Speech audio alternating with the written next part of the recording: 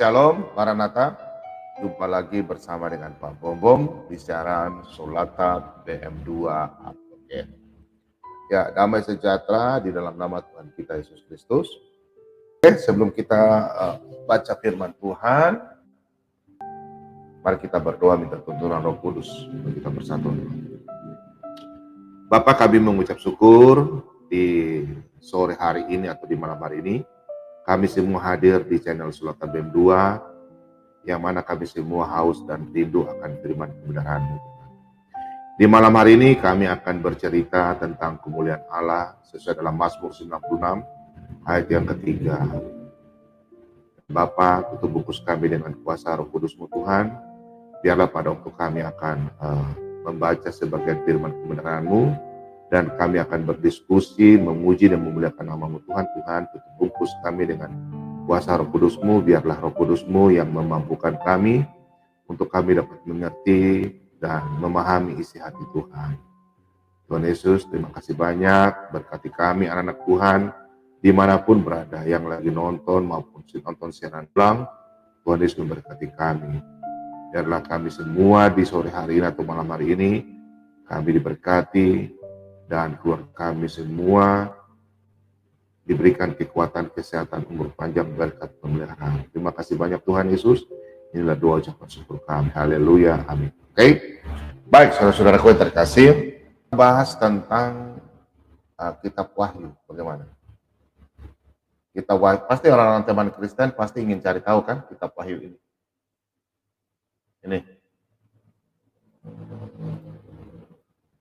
Kitab Wahyu ini. Nih. Kitab Wahyu 12 ini ayat 1 nih, sampai selanjutnya nih. Perempuan dan naga sampai di ayat yang ke ini, ke-6. Nih.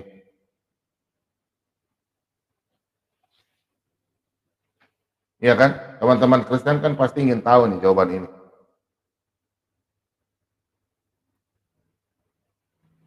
Wahyu 12. Siapa itu perempuan? Apa yang dimaksud dengan yang dihamilkan? Perempuan ada mau melahirkan seorang anak. Terus apa itu dikatakan naga 7 tanduk? Ya. Apa yang dimaksudkan dengan berkepala? Nah, ini kan perlu kita diskusikan. Kira teman-teman setuju nggak kita bahas kitab Wahyu 12? Banyak yang belum tahu. Coba teman-teman baca ya. Ini tentang eskatologi ya. Bisa siap tas dan bolpen, kita belajar. Nih. Nah. Ini ya. Nah, Pak Bobo menjelaskan ya. Ini Pak Bobo menjelaskan. Teman-teman sudah siap kita belajar? Ya, Pak Bobo menjelaskan ya. Ini tentang perempuan dan naga dalam kitab Wahyu. Banyak orang menafsirkannya unik-unik ya. Tapi kita siapkan, teman-teman, ini Pak Bobo akan menjelaskan. Di sini Wahyu 12 ayat 1 nih sampai 4, 5 ya, 6 ya. Perhatikan di sini. Ya, di sini. Tapi di sini pertanyaannya sangat banyak. Ini kita akan tahap ya. Ini panjang, dia panjang ya. Maka tampaklah suatu tanda besar di langit, seorang perempuan berselubungkan matahari. Perhatikan di sini. Seorang perempuan terus berselubungkan matahari dengan bulan di bawah kakinya dan sebuah mahkota dari 12 bintang di atas kepalanya. Nah, yang pertama kita bahas ini adalah perempuan dulu, bukan naga ya. Perempuan ini siapa? Oke. Kata perempuan ini siapa? Nah, kita larinya ke 2 Korintus. 2 Korintus 11.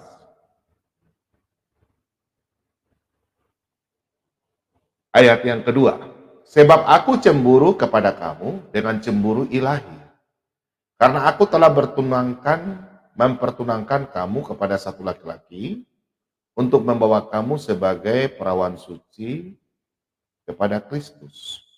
Oke? Perawan suci kepada Kristus. Jadi di sini melambangkan jemaat dan gereja. Nanti kita bahas di sini, keselamatan itu kan datangnya dari Yerusalem. Ya, dari Yerusalem, kota Sion di Yerusalem. Nah, kalau kita lihat dalam Injil Matius tentang perempuan-perempuan atau anggota gereja yang Pak Bobo tadi sampaikan, coba kita lihat dalam Injil Matius. Catat ya, kita belajar Alkitab.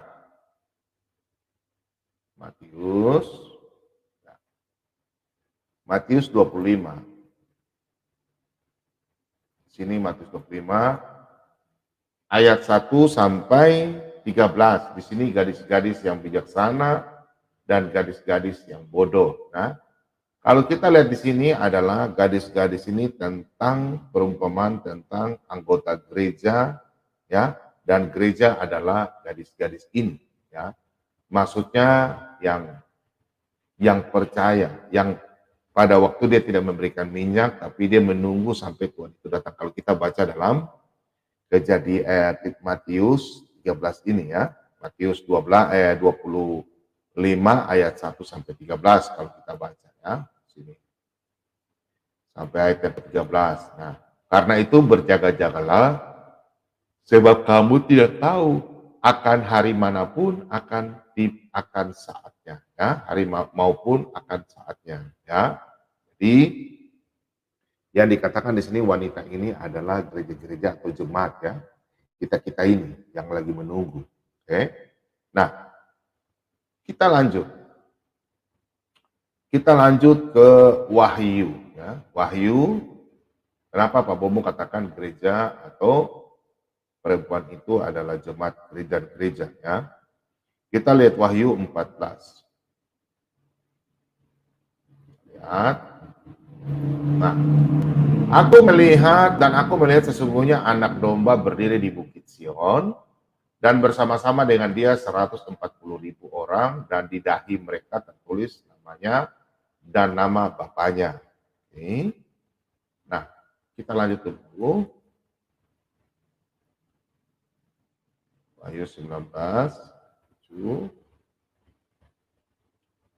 Marilah kita bersukacita dan bersorak-sorai dan memuliakan dia, karena hari perkawinan anak domba telah tiba dan pengantinnya telah siap sedia. Nah, di situ dikatakan anak domba mempelai laki-laki, sedangkan kita ini adalah jemaat dan gereja adalah pengantin perempuan. Oke? Dari situ sudah mulai melihat ya. Kemudian kita buka di dalam kitab Galatia 6 ya, Galatia 6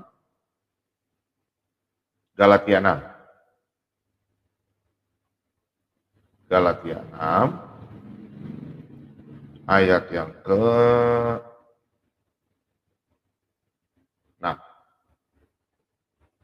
16.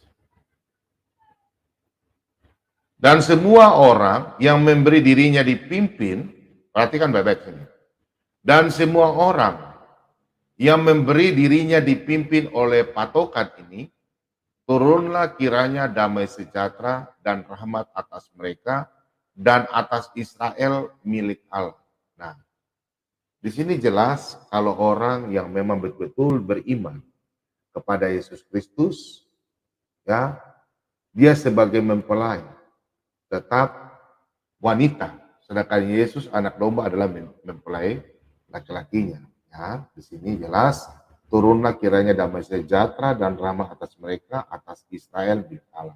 Nah, Israel ini apa? Kota Sion atau Yerusalem. Kita lanjut.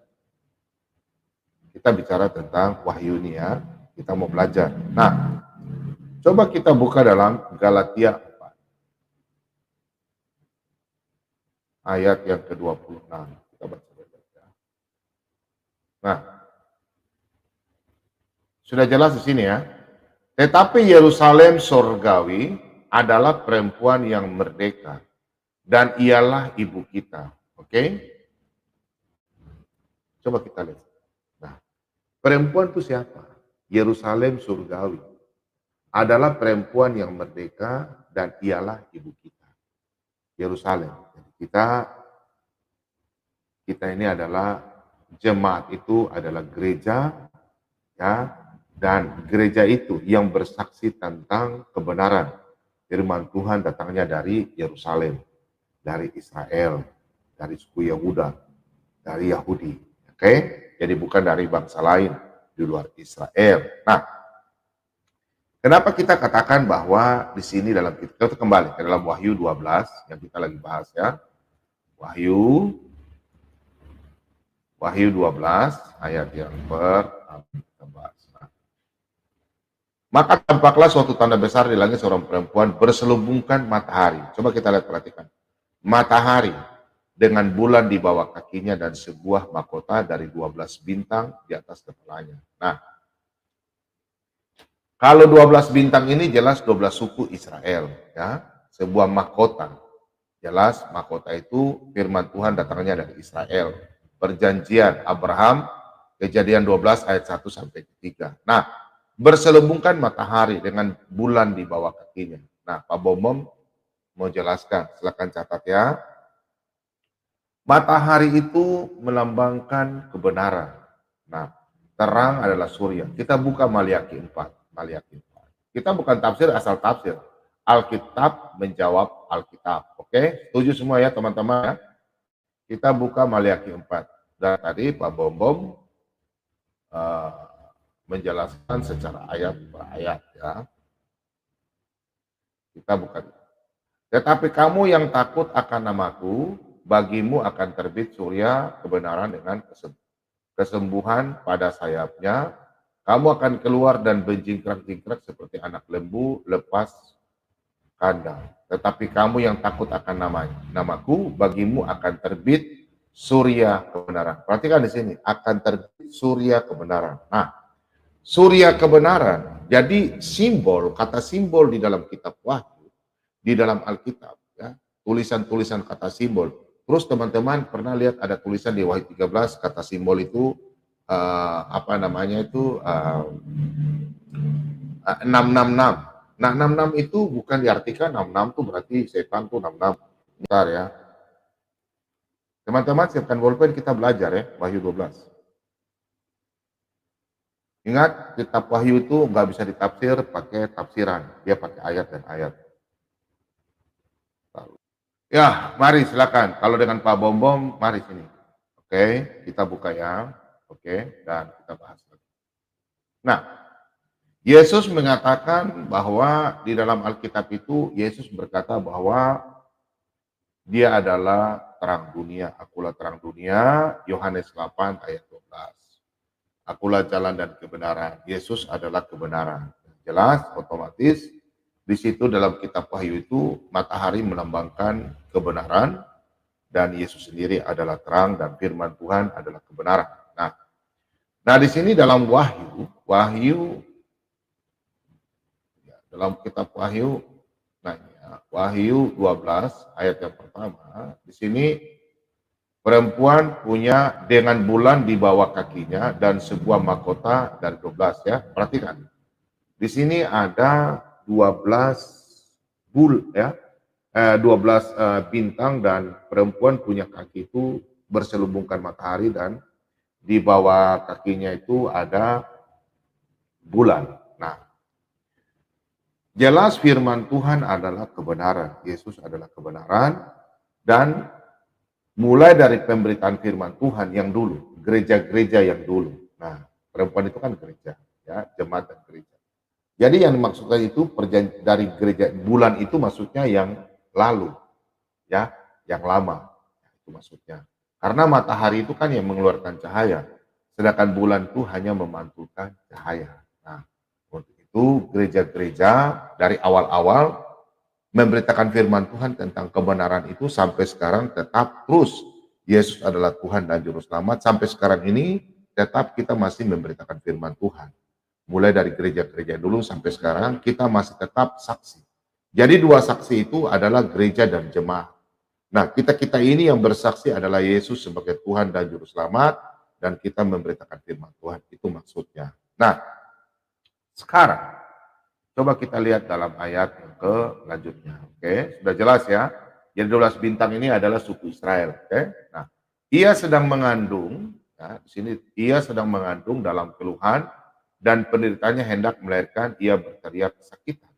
Nah, maka tampaklah suatu tanda yang lain di langit, dan lihatlah seekor naga merah padam. Naga merah padam. Ya. Kemudian naga merah padam yang besar dan berkepala 7 dan bertanduk 10. Di atas kepalanya ada 7 mahkota. Nah, atau kalau kita lihat seekor naga padam yang besar berkepala 7. Nah, di sini otomatis jelas adalah si penipu. Dia adalah si penipu yang ada dalam Wahyu 12 ayat 3 ini. Ini adalah setan, si penipu. Tapi kita lihat dulu dalam ayat 2 ini, ayat 1 dan 2 ya. Kita bahas, kita lari ke 1 Petrus dulu. Kita lari ke 1 Petrus. Nah, 1 Petrus 2 ayat yang ke-9. Ya, perhatikan di sini. Tetapi kamulah bangsa yang terpilih, imamat yang rajani, bangsa yang kudus, umat kepunyaan Allah sendiri. Supaya kamu memberitakan perbuatan-perbuatan yang besar dari Dia yang telah memanggil kamu keluar dari kegelapan kepada terangnya yang ajaib. Ya, jelas di sini ya. Jadi jemaat dan gereja yang akan bersaksi terus mulai dari yang dulu sampai sekarang sampai kedatangan Tuhan Yesus. Itu maksudnya.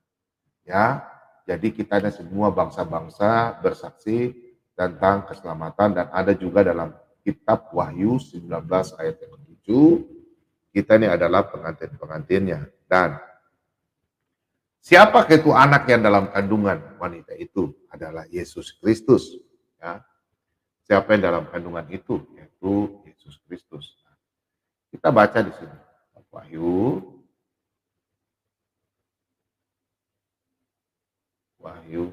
12. Nah, maka ia akan melahirkan seorang anak laki-laki yang akan mengembalakan semua bangsa dengan gada besi. Perhatikan ya, gada besi. Tiba-tiba anaknya itu dirampas dan dibawa lari kepada Allah dan ke tahtanya.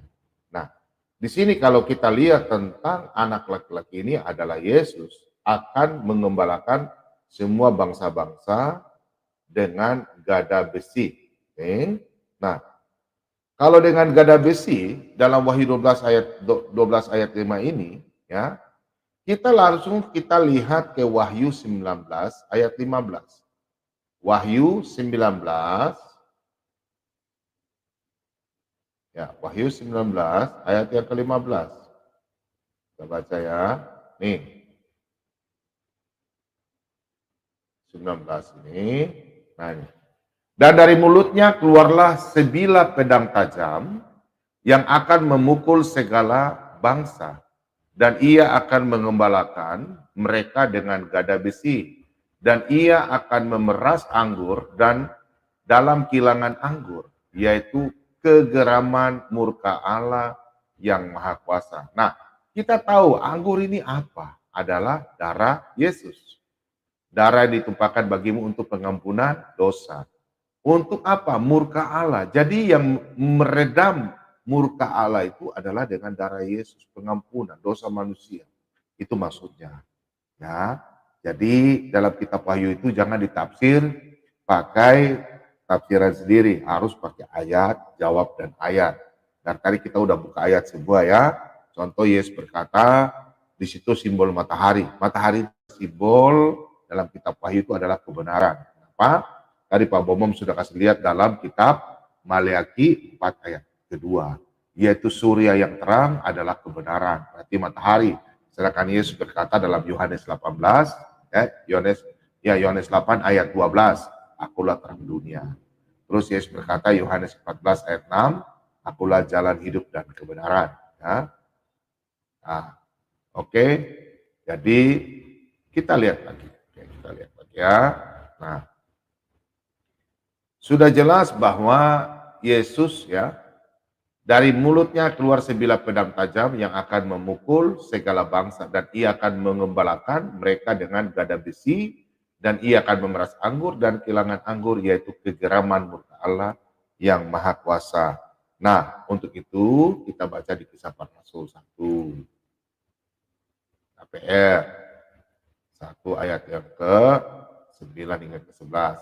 Sesudah ia mengatakan demikian, terangkatlah ia disaksikan oleh mereka, dan awan menutupnya di pandangan mereka. Ketika mereka sedang menatap ke langit, waktu itu ia naik itu, tiba-tiba berdirilah 2 orang yang berpakaian putih dekat mereka, dan berkata kepada mereka, hai orang-orang Galilea, mengapa kamu berdiri melihat ke langit? Yesus ini yang terangkat ke surga meninggalkan kamu, akan datang kembali dengan cara yang sama seperti kamu melihat dia naik ke surga. Oke, jelas otomatis di sini tentang Yesus, yaitu anak domba Allah. Nah, dialah pengantin laki-laki, sedangkan kita adalah mempelai jemaat, dan gereja adalah mempelai wanita. Oke, itulah penjelasan sedikit ya tentang dari Wahyu 12. Nah, kalau kita melihat dalam Wahyu 12 ya, Wahyu 12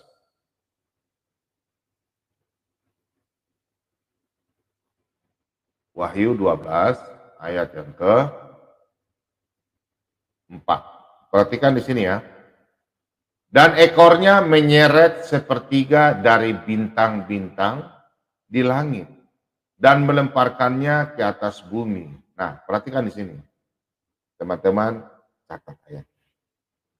Wahyu 12 ini setelah Wahyu 12 ayat 4. Dan ekornya menyeret sepertiga dari bintang-bintang di langit dan melemparnya ke atas bumi. Nah, ekor ini apa ini maksud dengan seekor?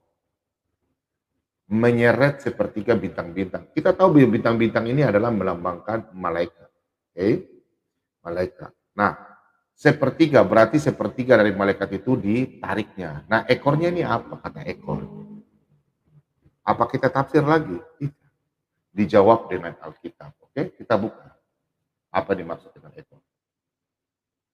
Oke. Kita buka.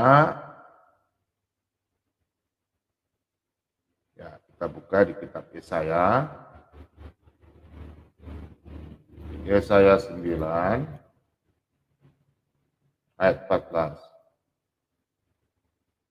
Nah, tua-tua dan orang yang terpandang itulah kepala, dan nabi yang mengajarkan dusta itulah ekor. Nah, berarti iblis yang dimaksud itu ekor adalah pendusta. Ya, ekor adalah pendusta. Oke, teman-teman Kristen sudah mulai tahu ya. Jadi Alkitab itu jangan ditafsir dengan tafsiran-tafsiran yang unik-unik. Alkitab menjawab dengan Alkitab. Oke, otomatis di situ penipu itu siapa? Kita buka dalam Wahyu. Ya, ini jelas ya. Mengajarkan dusta itulah ekor. Oke, kita buka dalam kitab Wahyu. Wahyu, siapa itu pendusta itu? Wahyu. Nah, Wahyu 9 ayat 10. Dan ekor mereka sama seperti kalajengking dan ada sengatnya.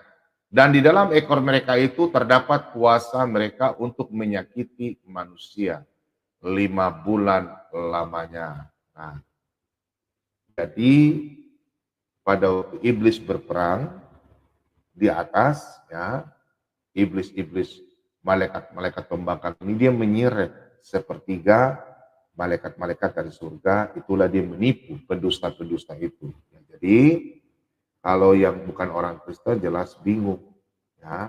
Tapi untuk orang Kristen, kita di sini sudah belajar semua ya tentang dalam Wahyu 12 ayat yang pertama. Saya kira anak-anak Tuhan sudah memahami.